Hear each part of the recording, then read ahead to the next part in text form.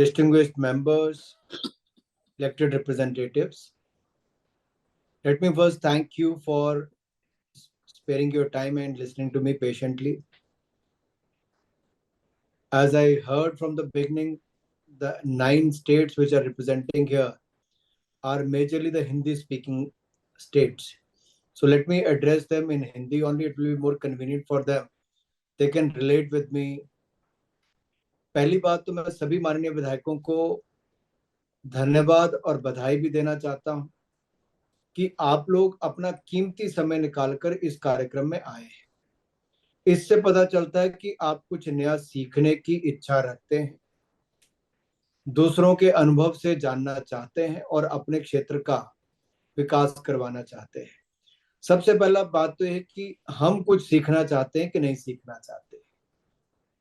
तो जिस शहर में आप हैं वहां पे मैंने सचिन तेंदुलकर को, क्योंकि मैं क्रिकेट से जुड़ा रहा हूं, सुबह के 4:30-5 बजे आके प्रैक्टिस 3-3, 4-4 घंटे करते देखा। जब वो अपने पीक टाइम पे भी खेल रहे थे तो उनमें और कुछ सीखने की इच्छा शक्ति थी। तो हम सब में वो स्टूडेंट वाली जो बात है वो कभी खत्म नहीं होनी चाहिए। दूसरी बात, इस सेशन को हेड सतीश महाना जी कर रहे हैं, जो 8 बार के विधायक हैं और माननीय स्पीकर हैं। तो अपने आप में उनका एक बहुत बड़ा अनुभव है कि जब मोबाइल फोन नहीं थे तब से अब इंटरनेट के जमाने में उनसे आपको जरूर पूछना चाहिए उनके जीवन में क्या बदलाव आया। एक चीज नहीं बदली होगी, उनका व्यवहार, क्योंकि 8 बार कोई तभी जीत सकता है अगर आपका व्यवहार अच्छा है और आपकी कमिटमेंट अपनी विधानसभा के प्रति है। और एक ही विधानसभा से 8 बार जीतना बहुत बड़ी बात है। तो मुझे पूर्ण विश्वास है आप में से बहुत सारे लोग अपनी अपनी विधानसभाओं से जीतकर फिर वो आएंगे। मैंने क्या किया, मैं एक्चुअली क्रिकेट खेलता था पहले, फिर क्रिकेट एडमिनिस्ट्रेटर रहा, अचानक से राजनीति में आया। लेकिन जब भी आया तो मैंने प्रयास किया सीखने का। मैं लोकसभा में पूरा पूरा दिन बैठा रहता था, मेरा क्वेश्चन हो ना हो, क्योंकि वहां पर देश के लगभग 550 सांसद आते थे जो अपने अपने क्षेत्र की बात करते थे। तो एक सीखने का बहुत अनुभव मिलता है कि उनके क्षेत्र में क्या चल रहा है। मान लीजिए उत्तर प्रदेश जैसे राज्य में आप एक किसी कोने में गोरखपुर से आते हो तो आपको ये पता नहीं होगा पश्चिम में क्या चल रहा है, क्योंकि वहां की अखबार भी वो छापती नहीं होगी। लेकिन विधानसभा में जब वो विषय उठेगा तो आपके ध्यान में आएगा कि वहां की मुश्किलें क्या है, आपको जानने का अवसर मिलेगा। दूसरा, मैं आपसे जानना चाहता हूं, आप में से कितने लोगों को, आप हाथ खड़ा कर सकते हैं उस समय, आप में से कितने लोगों को अलग अलग डिपार्टमेंट्स के, मान लीजिए हेल्थ, एजुकेशन, स्पोर्ट्स या रोड्स, इनकी भारत सरकार की और राज्य सरकार की योजनाओं की पूरी जानकारी है? जिनको जानकारी वो हाथ खड़ा कर दें। 2 लोगों के हैं। मैं इसलिए कह रहा हूं क्योंकि हम अधिकतर यही नहीं देखते कि सरकारी योजनाएं क्या है। सबसे पहले तो हमें ये चिन्हित करना है कि सरकारी योजनाएं एग्जिस्ट क्या करती है, फिर उनमें से हमारे अपने क्षेत्र के लिए क्या क्या संभावनाएं हैं। दूसरा ये भी इशू आता है कि क्या हम सीधी ले सकते हैं? नहीं। मान लीजिए मेरे यहां से राजेश जी विधायक हैं, अब राजेश जी को अगर कुछ सीधा मुझसे भी लेना तो उनको वाया राज्य की सरकार के ही आना पड़ेगा। तो मैं इसलिए कह रहा हूं कि कई बार हमें सिस्टम ही नहीं पता कि चलना कैसे कैसे प्रोजेक्ट्स मंजूर होते हैं और किन किन योजनाओं का हमें लाभ मिल सकता है। आपको प्रोसेस जानने बहुत आवश्यक है कुछ भी प्रोजेक्ट लेने से पहले। तो मैंने अपने यहाँ पे, मेरे 3 जिले आते थे, हमीरपुर, ऊना, बिलासपुर, और कांगड़ा जिले का कुछ हिस्सा आता है, 17 विधानसभा क्षेत्र। तो मैंने अपने लोकसभा क्षेत्र की मैपिंग की कि मुझे हर जिला के लिए क्या क्या चाहिए होगा। फॉर एग्जाम्पल, मैं बिलासपुर जिला सबसे छोटा मेरे लोकसभा क्षेत्र का है, वहां पे कुछ भी नहीं था। तो मैंने मैप किया कि क्या ट्रक, सीमेंट फैक्ट्रियां बहुत है तो ट्रक बहुत आते आते हैं, जाम लगता है, लोकल भी परेशान है, टूरिस्ट भी परेशान है, तो 4 लेन हाईवे चाहिए। हमने 2012 में इसकी सोच की थी, तो 22 में जाके वो पूरा होने को आया। लेकिन फर्क ये पड़ा कि जहाँ 3.5 घंटे लगते थे वहां पे 35-40 मिनट लगेंगे, यानी कि 3 घंटे का समय एक ही सड़क पे बच जाएगा। उससे पर्यावरण भी बचेगा, आना जाना भी आसान होगा। मैं इसलिए उदाहरण दे रहा हूँ मैपिंग की। रेलवे कभी सोचा नहीं था, अब वहां रेलवे लाइन भी बन रही है। हम सोचते थे कभी एक बड़ा अस्पताल बनाएंगे, मोदी जी की सरकार बनी तो हमने एम्स अस्पताल भी मंजूर करवा दिया, रेलवे लाइन भी मंजूर करा दी, और हाइड्रो इंजीनियरिंग कॉलेज भी करवा दिया, 4 लेन हाईवे भी करा दिया। तो छोटा जिला जो कभी कहीं खड़ा नहीं था, आज उसमें वो सब कुछ है कि वहां से चंडीगढ़ मात्र 1.5-2 घंटे की दूरी पे रह जाए, जो कभी 3.5-4 घंटे की दूरी पे था। मैं इसलिए बात कर रहा हूं कि हमें मैपिंग करनी है कि किससे क्या क्या रोजगार के अवसर हो सकते हैं, शिक्षा स्वास्थ्य के हो सकता है, सड़कों का आने जाने का हो सकता है। एक तो है कि बड़े प्रोजेक्ट हम कौन से ला सकते हैं केंद्र और राज्य से। दूसरा आता है कि लोग जो हमारे पास आते हैं उनके हम काम कितने करवा पाते हैं। सबके काम हो भी नहीं पाएंगे, लेकिन इच्छा शक्ति होनी चाहिए कि सबके लिए प्रयास जरूर करना चाहिए जो जेन्युइन काम। क्योंकि आपको ये नहीं देखना चाहिए आप किस राजनीतिक दल से आते हैं। मैंने 15 साल में कभी नहीं देखा कि मैं किस राजनीतिक दल से आया हूं। जब मैं चुना गया तो मैंने यही देखा कि मेरे पास हिमाचल के किसी भी कोने का कोई व्यक्ति आता होगा तो मैं कभी ये नहीं पूछता किस लोकसभा से आए हो, मैं उसके काम के लिए प्रयास करता हूँ। और यही देश से भी कोई आता तो उसके लिए भी करता हूँ। तो भगवान ने आपको एक अवसर दिया है चुने हुए प्रतिनिधि के नाते, आप बाकियों से बहुत ज्यादा एम्पावर्ड हो। जब आपकी एक बार ये छवि बन जाएगी तो आपको बहुत लंबे समय तक वो पे करेगी। और ये शुरू के दिन ही है जब आपकी छवि बनती है। एक बार छवि कुछ और बन जाए फिर वापस उसको चेंज करना बड़ा मुश्किल काम है। दूसरा है कि हम सरकारी प्रोजेक्ट्स के अलावा और क्या कर सकते हैं। आपका व्यवहार है, और साथ ही साथ अलग अलग वर्ग है। कितने गरीब परिवार आपके यहाँ पर है, क्या आप उनको चिन्हित करके गरीबी रेखा से बाहर निकालने के लिए कुछ प्रयास कर सकते हो। उनके परिवारों से किसी को रोजगार मिल पाए, स्किल ट्रेनिंग हो पाए, स्वरोजगार के अवसर मिल पाए, सरकारी योजनाओं का लाभ मकान से लेके उनकी दुकान खुलवाने तक, या मुद्रा योजना से लेके बाकी तक आप कुछ कर सकते हैं तो उसका शायद आपको लाभ मिल पाएगा। मैंने अपने यहाँ पे क्या किया, मैंने अपने यहाँ पे देखा कि पहाड़ों में थोड़ा स्वास्थ्य का सुविधा भी लेनी हो तो शहर के यानी कि जिला के मुख्यालय पे जाना पड़ता था बड़े चेकअप्स के लिए या डॉक्टरों की सुविधा के लिए। तो मैंने मोबाइल मेडिकल यूनिट, नाम हमने दिया अस्पताल सांसद मोबाइल स्वास्थ्य सेवा, हमने 3 गाड़ियों से शुरू किया था। आज के समय हम लोग 33 गाड़ियां चलाते हैं, और पिछले 5 साल में 2018 अप्रैल में शुरू किया।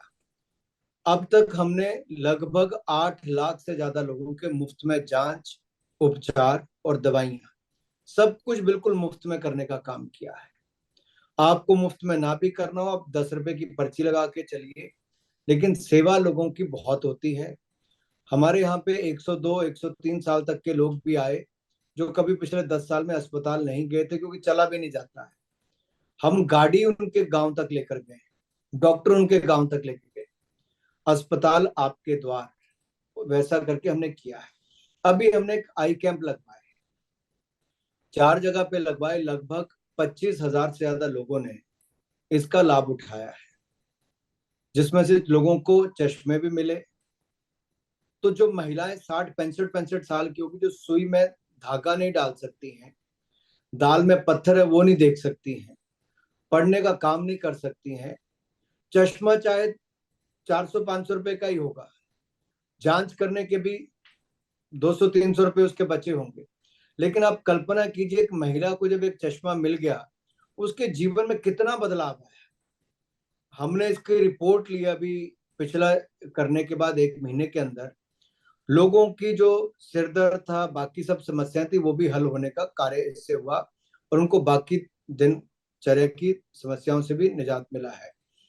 एक हमने किया सांसद भारत दर्शन योजना, जो मेरिटोरियस स्टूडेंट है, जैसे आप लोग चुने प्रतिनिधि के रूप में आज मुंबई आए, आपको बहुत कुछ अलग अलग देखने को मिला होगा मुंबई में भी, और यहाँ पे अलग अलग लोगों से मिलके भी। मैं जब अपने मेधावी छात्रों से मिला तो मैंने पूछा कि आप में से हिमाचल के 12 जिले किसने देखे, तो किसी ने नहीं देखे। मुश्किल से 3 बच्चे ऐसे निकले 100 में से जिन्होंने राज्य के 3 जिले देखे थे, बाकियों ने अपने जिले या साथ वाले जिले से ज्यादा नहीं किया।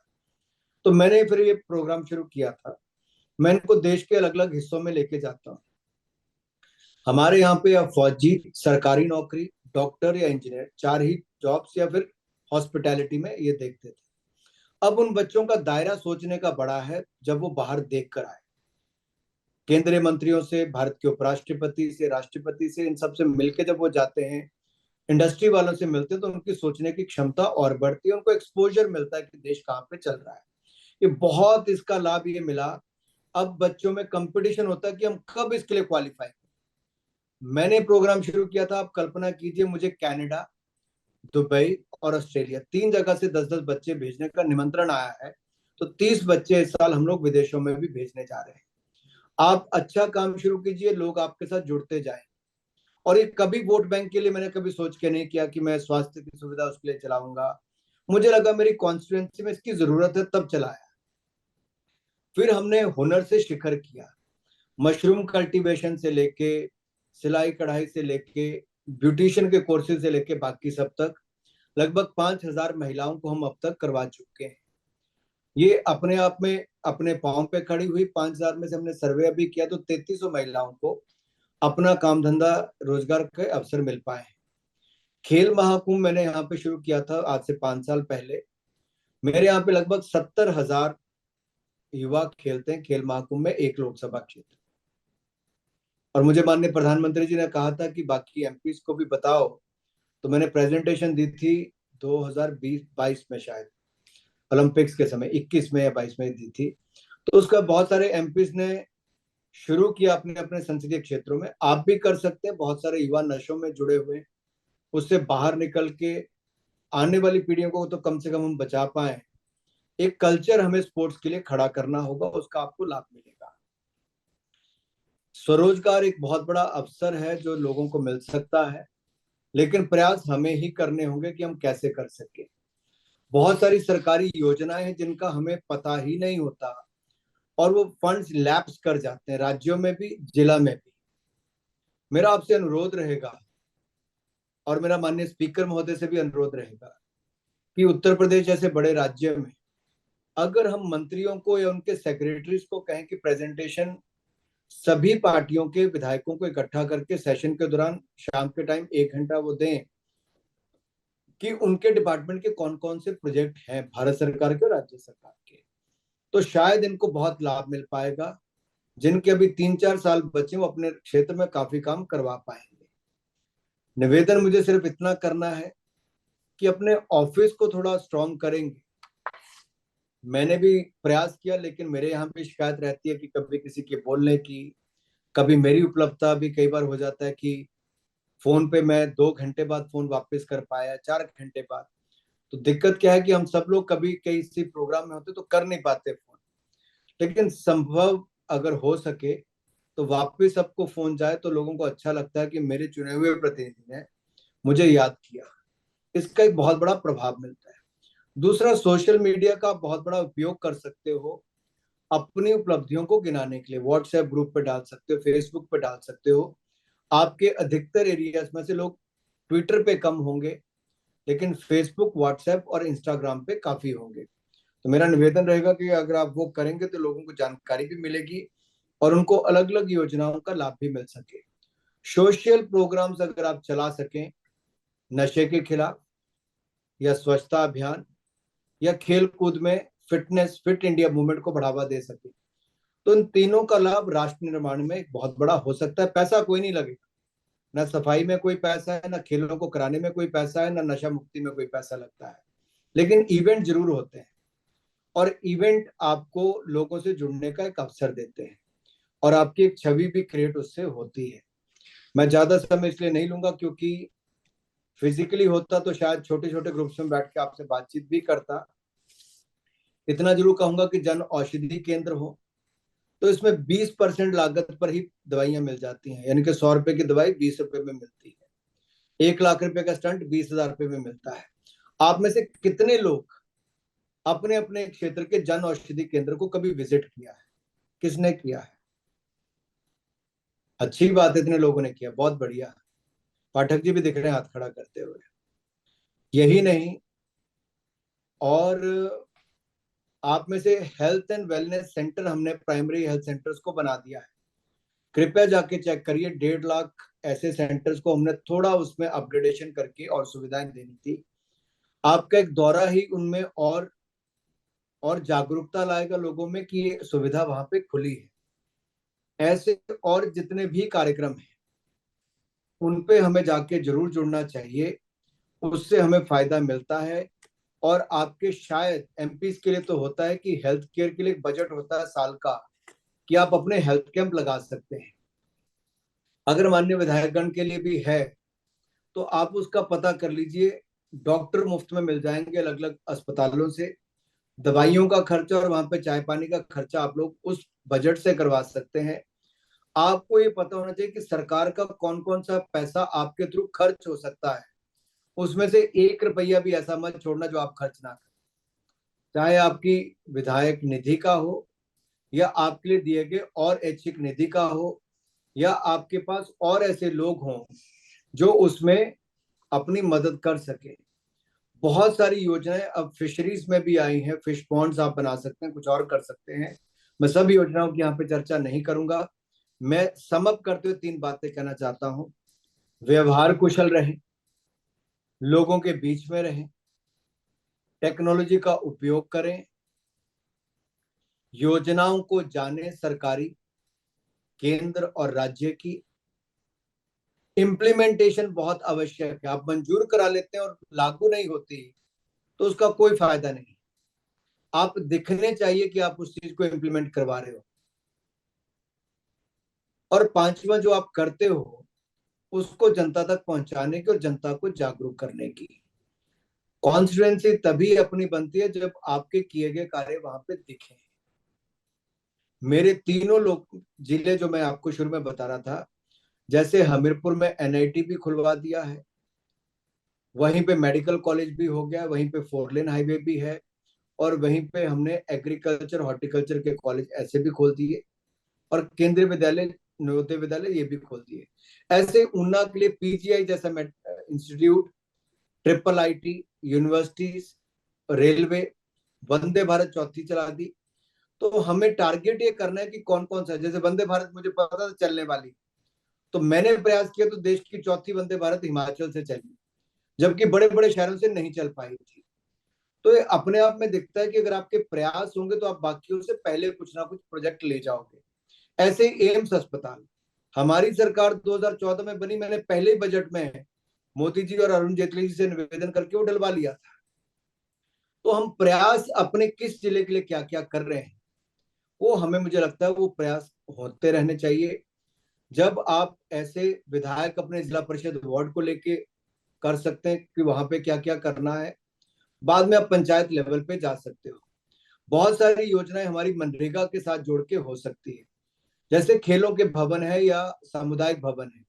कुछ पैसा विधायक निधि से दीजिए, बाकी कन्वर्जेंस कर दीजिए मनरेगा के साथ, आपका वही भवन, यानी कि उसका पैसा दुगना हो जाएगा, लेबर वहां से इस्तेमाल हो जाएगी।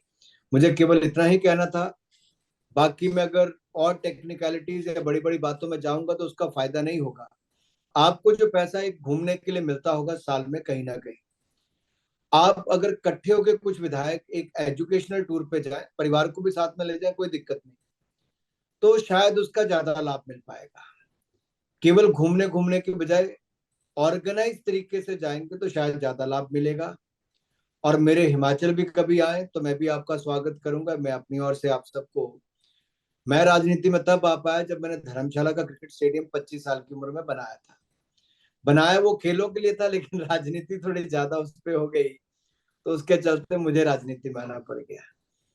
तो आप कहीं ना कहीं से कोई बहाना लग के आते हो, लेकिन जहां पे भी हो, लोगों ने बहुत उम्मीदों के साथ चुना है, उन उम्मीदों पर हमें खरा उतरना है।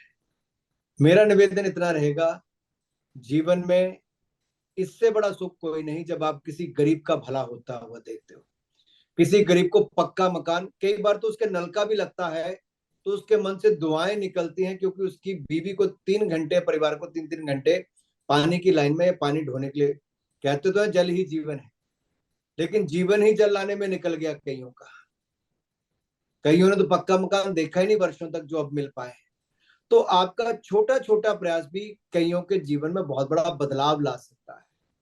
तो आप वो बदलाव का कारण बने, आप तरक्की का कारण बने, विकास का कारण बने। आप सबको बहुत सारी शुभकामनाएं।